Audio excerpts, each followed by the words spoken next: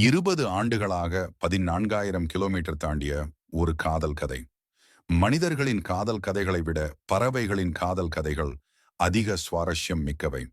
ஏனெனில் மனிதர்களைப் போல நேசிப்பவர்களை ஏமாற்ற பறவைகளுக்கு தெரியாது. தென்னாப்பிரிக்காவிலிருந்து குரேஷியா நாட்டின் ஒரு கிராமத்திற்கு ஆண்டுதோறும் மஞ்சள் மூக்கு நாரைகள் வலசை செல்கின்றன. அதுபோல் 20 ஆண்டுகளுக்கு முன் வலசை வந்த ஒரு பெண் பறவை வேட்டைக்காரர்களின் குண்டு இறகில் பட்டு பறக்க முடியாமல் இந்த முதியவரின் வீட்டில் விழுந்தது. அன்று முதல் இந்த முதியவர் அதனை பராமரித்து உணவு கொடுத்து வளர்க்கின்றார்.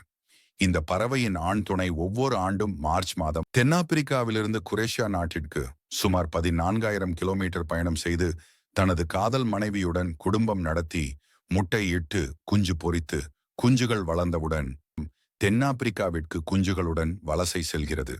அடுத்த வருடம் மார்ச் மாதம் வரை பெண் நாரை தனது இணைக்காக காத்து கொண்டிருக்கின்றது.